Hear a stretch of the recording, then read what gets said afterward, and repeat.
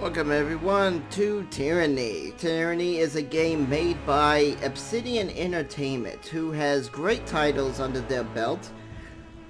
Name a few: Knights of the Old Republic 2, Fallout New Vegas, and Pillars of Eternity. And this game has also had a full production time like Pillars of Eternity, so you're going to notice it has very few bugs. Unlike Knights of the Old Republic 2 and Fallout New Vegas, which had a pretty short development window and was full of bugs.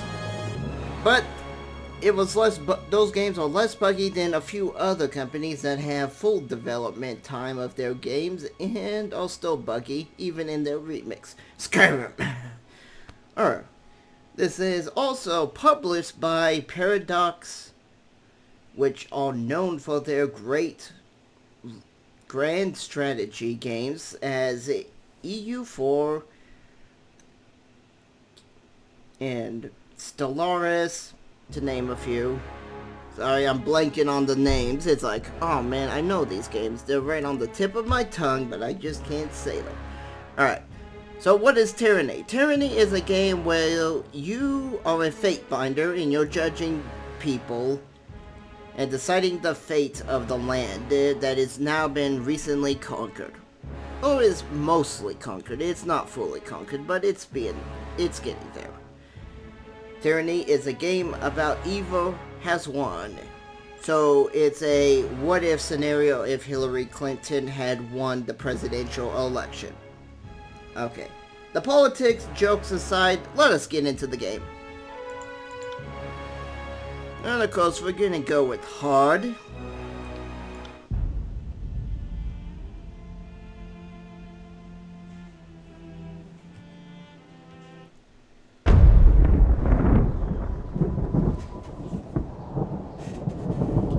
For over 400 years, the armies of Kairos the Overlord have swept across the known world. All who stood against them fell before their might. Even the Archons, women and men of immense power, were forced to kneel, chained to the Overlord's will.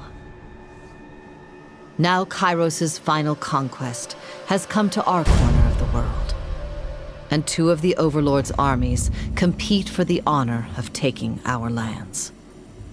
The elite disfavored, and the teeming horde of the Scarlet Chorus. The voices of Nerat, spymaster and Archon of secrets, guides the fierce and undisciplined masses of the Scarlet Chorus. With each battle, the Scarlet Chorus grows stronger, as the defeated are given a simple choice: serve or die. Graven Ash, Archon of War and the Overlord's most loyal general, leads the disfavored. Though small in number, Kairos' ironclad legion has never met true defeat in open battle. Watching over the two generals is Tyranny, the Adjudicator, Archon of Justice, eldest of Kairos' minions. Tyranny brings Kairos' laws to newly conquered lands, aided by the Fatebinders, judges and executioners of the Overlord's laws. You were among the youngest of the court of Fatebinders when Kairos' armies came to our lands. How could we have known that the fate of thousands would rest in your hands?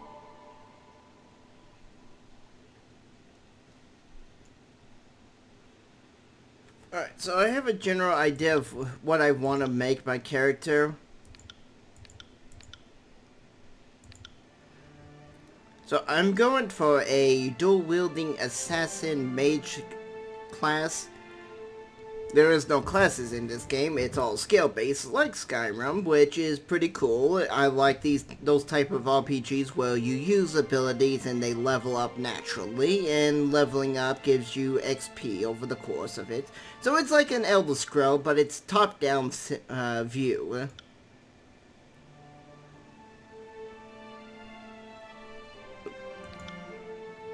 Okay, yeah, Did pick the right skin color. So let's first go with the hair. And being an assassin, I'm not going to have very long hair. My character wants my hair to be out of sight, kind of, as hair would get in the way of an assassin. So let's go with faces. I think I like this face the most. Yeah, that was the face I chose. I've gone through a lot of the character progression, starting aspects, to see what I wanted, just so I can get this video up and going ASAP. We are a lawbreaker. Accused of crimes you most certainly did commit, you stood there before Tunon, the advocator Archon of Justice, and argued your case, well, eloquently, and convinced and impressed by your logic, reason, and confidence. He found you guilty anyway. It is rumored Tunon selects many of his agents from his prisoners. Who better to catch the wicked than those versed in such ways? In his mercy, Tunon offers you a choice, 2 sentences. Decades language in prison or a lifetime of servitude, or a lifetime serving him in the court of fate binders. The choice was an easy one. Instead of seeing the inside of a cell, you were trained in letters, numbers, and magical... Let me start that over. You were trained in letters and numbers, magic and war. The laws that you once broke are now yours to interpret and enforce. So since we're going assassin mage, we're going to start off with dual wield. As you can see, we get an axe, a bronze axe, and a bronze hammer. We're going to go with slice since, we're going to be a little messy assassin. Instead of a bunch of quick, furious attacks, we're going to go for a strong immediate attack and hope that the enemy bleeds. As our magic, we like the school of entropy, where you basically sap the strength of your enemies and give it to yourself.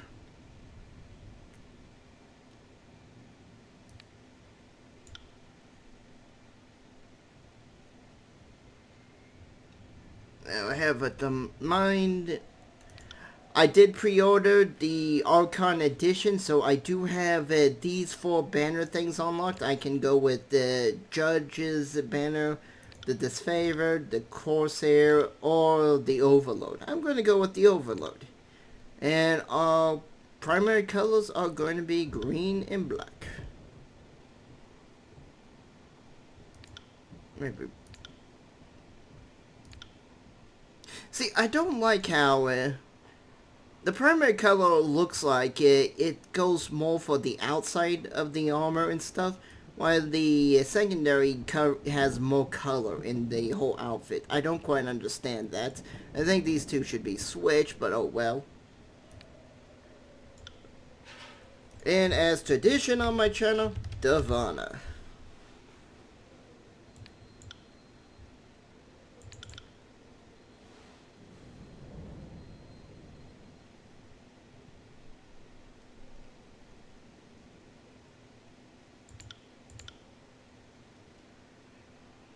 Alright.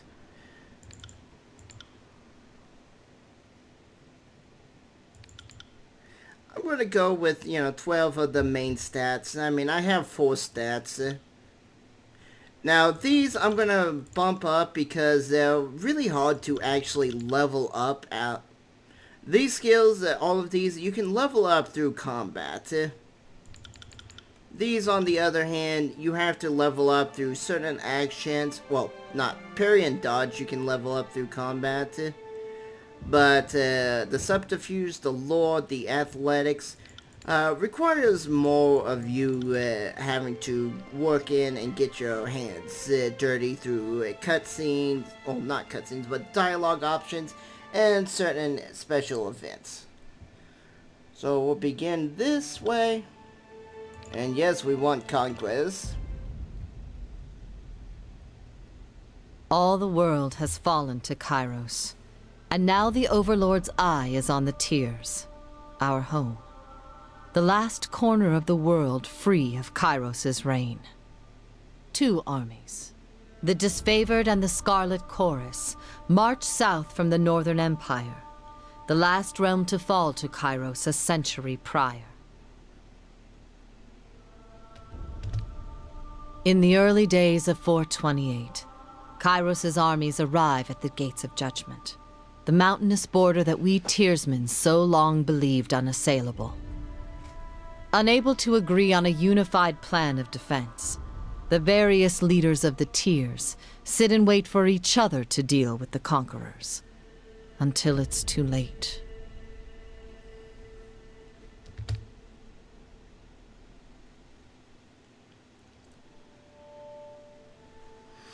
During the conquest, you will decide your character's actions during Kairos' invasion on the tier.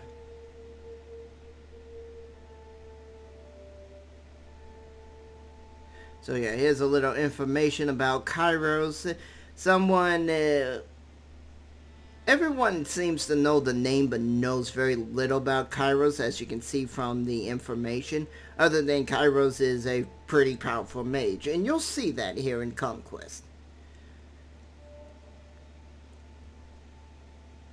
Shaping the world through which you will adventure over the course of the game. Each choice you make affects your character and how major factions of the tiers respond to you.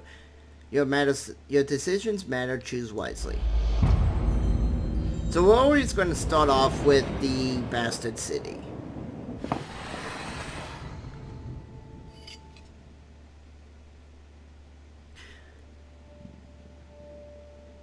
The Bastard City stood on the northern borders between Kairos' empire and the Tears. Built upon a natural harbor at the crossroads between realms, the city was a nexus of commerce. To the Tears, it was the center of all wealth. To the northern, it was little more than a backwater trading post. Its symbolic status as a gateway to the conqueror. Let me try that again. To a northern,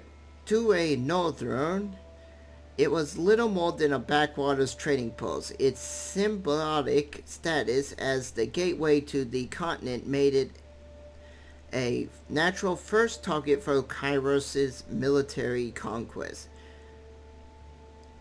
Circumstances were ideal for you to provide your worth as a soldier in Kairos' army. Take the city would send a message to the rest of the tiers. Kairos' will is insurmountable.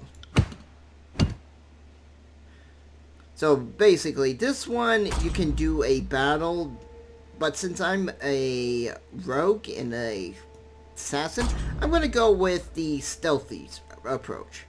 History would remember that the Gates of Judgment as the first battle of the conquest, but the real combat unfolded with advanced units of both armies preparing for the coming war. The Disfavored and Scarlet Cross each had planned to infiltrate the capital. Which army did you join? I joined the Disfavored, lending your skills to the elite Disfavored scouts to capture border garrisons. Grave Ass insisted that an early victory in the offense would boost the morale of his troops and diminish the halting overconfidence of the Southerners. You could also go with the Scarlet Crusade, but this is pretty much means you're just going to be ransacking and slaughtering all the villagers, and that's not a very good strategic thing to do, because that's going to hurt you in the long run. So we're going to go this. So the Earthbound Scouts identified the most border defenses and collaborate in a organized attack that would leave the enemy uncoordinated and cut off from aid. You oversaw the preparations and offered your opinion on the strategy When the clashing of the swords and spears fell into silence, followed by the cheering of the disfavored scouts, you were the least surprised. Alright, so I'm getting a little hoarse and my reading's not really that good, so I'm just going to show it off. So we're going to take the insider agent. So you can pause here for a minute, read everything that's going to go on. Now we're going to bribe a captain of the guard to give us their military secrets, their plannings, and all that sort of stuff. You know, critical information. It's definitely better than this one where smuggling people into the city. Nah, we don't even need that.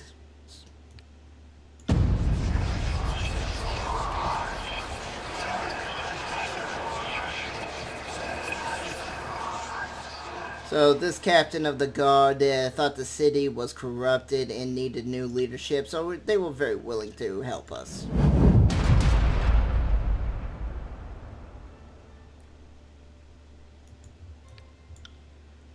So, how are we going to take the city? We can do it this way, and we basically challenge the commander to a duel, which would give us this wonderful little defensive trait.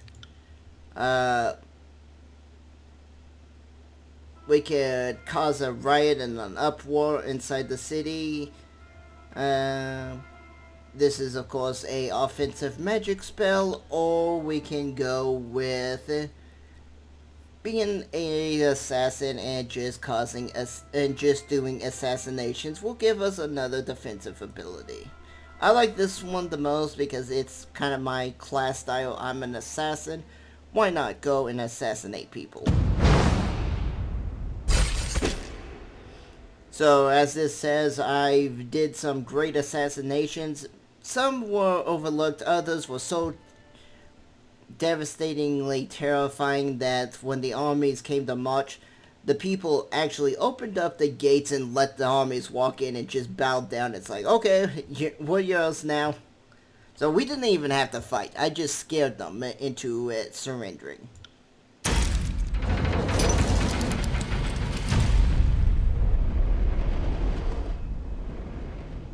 So now we have a choice of two. This one is more of a offensive combat style, and this one is more of a subtle approach. We're gonna go with this.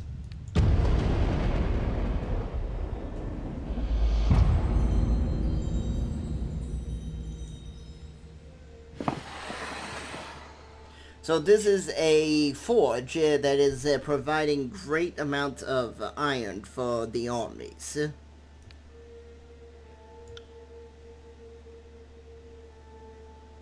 So give you a chance to pause here and read this.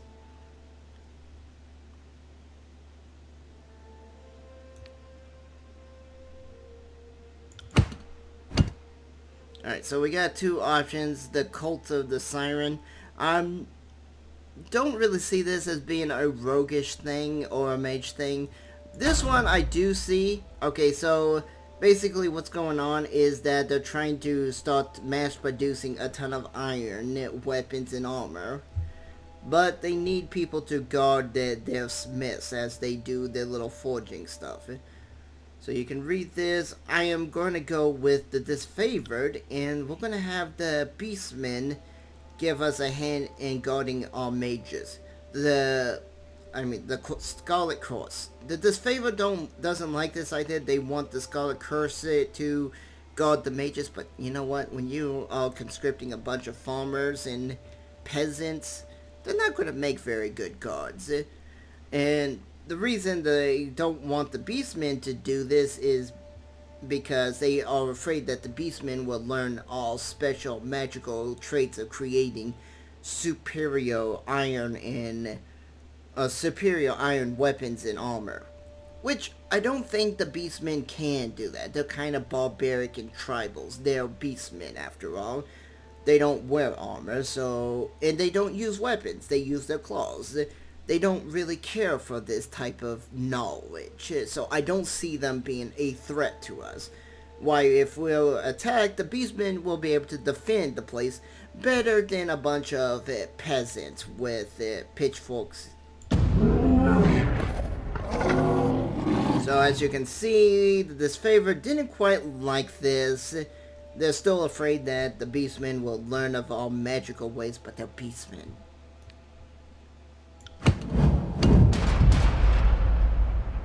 So here we have a bunch of mercenaries wanting to be hired to guard.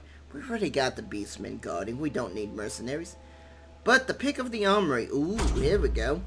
So I get to decide whether no one where I will distribute most of the goods. I can distribute the goods towards the disfavored. I can choose it to the Scarlet Cross. Or I can choose to give both of them equally 50-50. I'm going to go with the disfavored because, like it says, it's Kyros's Legion, Elite Iron Legion. Alright, so they basically will be able to be very effective at killing stuff with this. Why, if I give it to a bunch of peasants and they die on the battlefield and they lose the battle, that means the enemy now has more weapons, more armor. And I don't want to give that stuff to the enemy. And giving it equally, I'd rather make the people my character believes is going to have the better chances of winning a battle to take the majority of the metal.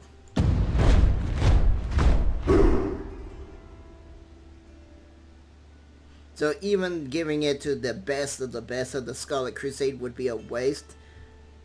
Most of them can't even use more than a pitchfork effectively. So yeah, it's kind of a good decision, like it says. So even though I said that no mercenaries, the Scarlet people, man, I'm just butchering the Scarlet Course. Okay, the Course people's leader did hire the mercenaries, and the mercenaries did injure one of the mages. He's now unable to craft weapons anymore, and you know, I'm gonna have to punish the Scarlet Crusade, Scarlet Cross. I keep wanting to say Scarlet Crusade. World of Warcraft reference. Sorry, getting my games mixed up because they're the ones who caused the problem. So I'm giving the Forge to the disfavored.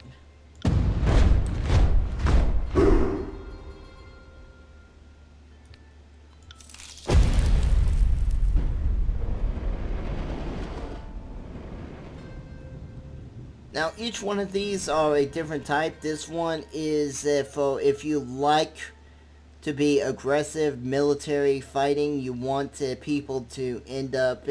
you want a good major battle. This is your way. If you're more of a knowledge seeker, which my character is, this is the way to go. And everyone knows an army marches on its stomach, so taking over the food source would be very good. Hang on.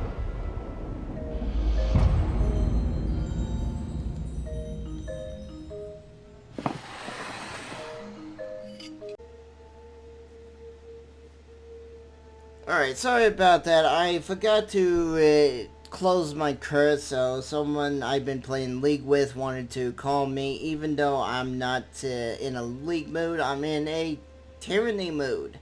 Alrighty.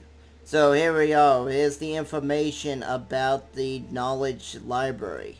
It is a very powerful place because it contains a ton of knowledge. Let us begin our conquest.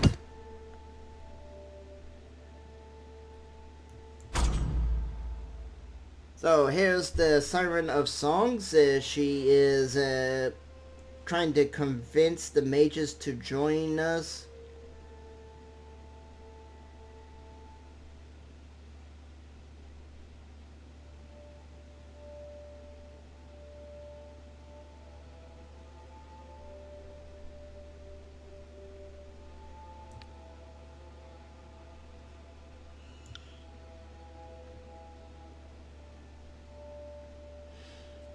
Since I am a judge, and I have to interpret the law and execute it, these guys have actually broken the law, so I'm gonna have to punish the disfavor.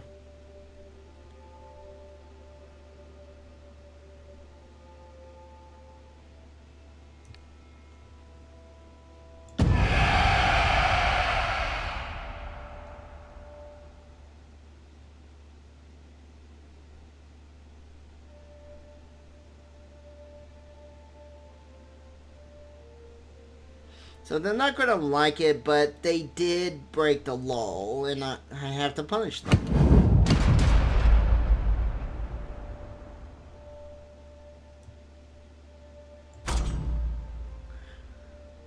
So a group of spy masters have came to the disfavored. They claim to be loyal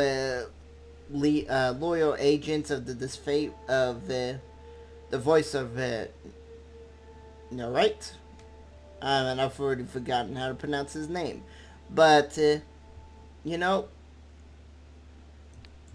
I'm gonna say that because they are bound to one of the lords, he should regain his troops. So here we go.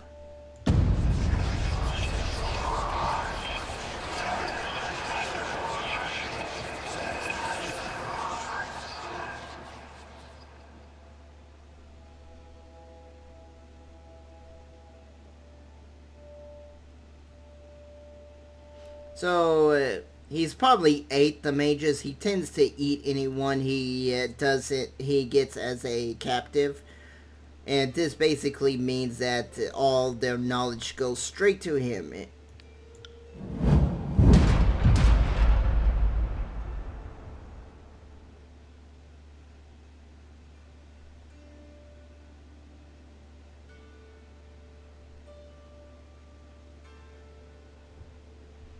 Unfortunately, the disfavor have disliked my ruling over the city and has left the battle, so I'm forced to burn it. But I am going to give them no option to prepare because I don't want them running off and becoming a rebellion. So we are going to burn the city with everyone alive. Well, the library.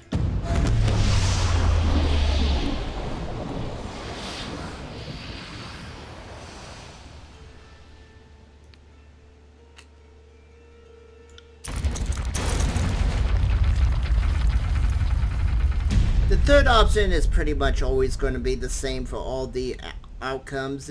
No matter what you pick, you can. I've tried it around with some of the things, and it's like choosing option A, choosing option B on the same decision on both options, and going through it all. It seems to always have the same effect. You're always going to end up burning this place.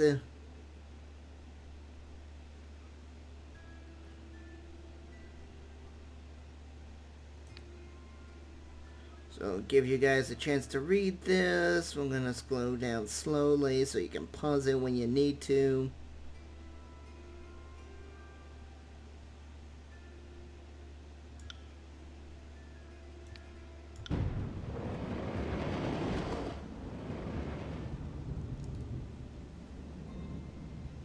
And I like my option, so let us begin.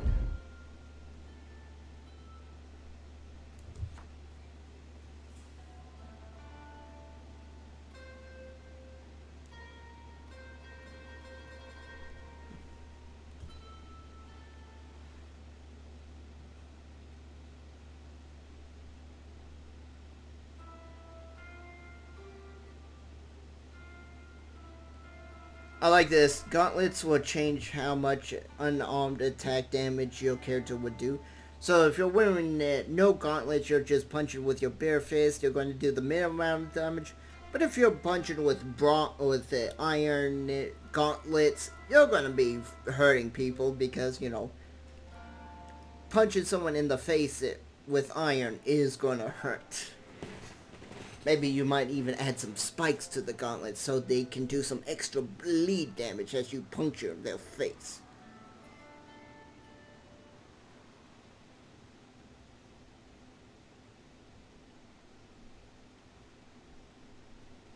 This loading's taking forever.